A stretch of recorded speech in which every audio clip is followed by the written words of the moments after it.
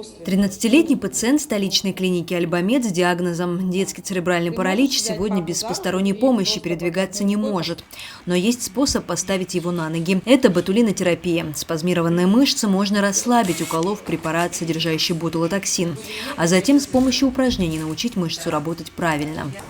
Если мы в целом говорим, например, об инсульте, это же сиюминутная мозговая катастрофа, в результате которой мозг погибает. Погибает, к сожалению, раз и навсегда. И когда мы сообщаем об этом пациенту, пациент, конечно, несомненно, он начинает грустить и говорит: доктор, неужели мой мозг больше не восстановится? Мы спешим его успокоить, что нет, восстановление возможно. Но за счет чего? Соседние участки мозга могут и должны взять на себя функции пострадавших. Но эти соседние участки мозга как-то должны узнать, что же мы хотим от них. И это возможно только через занятия, через лечебную физкультуру, через комплекс упражнений, который должен делать сам пациент. И вот спастика – это нередко тот краеугольный камень, который мешает нашему пациенту в реабилитационном пути. С помощью инъекции ботулотоксина мы уходим от спастики, и мы даем пациенту комплекс упражнений, которые он делает самостоятельно. Этот метод не новый. В мировой медицинской практике ботулотоксин применяется довольно широко, но в Абхазии всего один специалист, имеющий сертификат для работы с ботулотоксином в неврологии – это Альбина Ходжава. Между тем, по словам доктора, в Абхазии должно быть больше врачей, пользующихся этим методом. Для этого в Альбамед и организовали обучающий семинар. Мы пригласили неврологов, кто интересуется этой методикой. Соответственно, мы проинформировали нейрохирургов, проинформировали инструкторов по лечебной физкультуре, реабилитологов, которые занимаются со спастикой, черепно-мозговой травмы, пациенты с рассеянным склерозом, пациенты с болезнью Паркинсона тяжелые стадии, потому что там тоже мы можем им помочь. Как говорит доктор Захаров, сегодня сложно представить лечение заболеваний, сопровождающихся спазмами мышц без применения ботулотоксина. В России препараты на основе этого вещества находятся в списке жизненно необходимых. Неврология, реабилитология без применения ботулотоксина – это уже вчерашний день.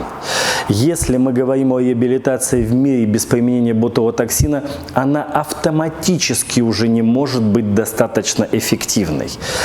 Какое-то время назад мы говорили с пациентами, в том числе, борясь с некоторыми предрассудками.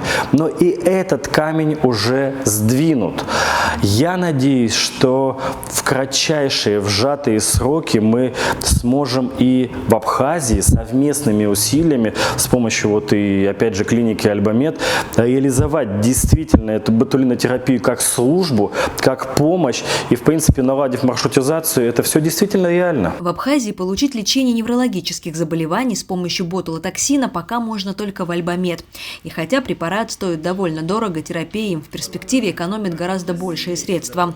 У пациента упрощается инвалидность, то есть на его уход тратится меньше времени и денег. Вы видели, да, ребенок был с ТЦП, он не может стоять на ногах и не может ходить, потому что напряжены мышцы, которые мы сегодня расслабили, и ребенок начнет стоять на ногах и ходить. Это очень важно для родителей и для самого ребенка, потому что там ребенок интеллектуальный, очень смышленный, ему 13 лет. Семинар заинтересовал не только неврологов, но и реабилитологов, так как им важно знать, как работать с пациентами, прошедшими ботулинотерапию.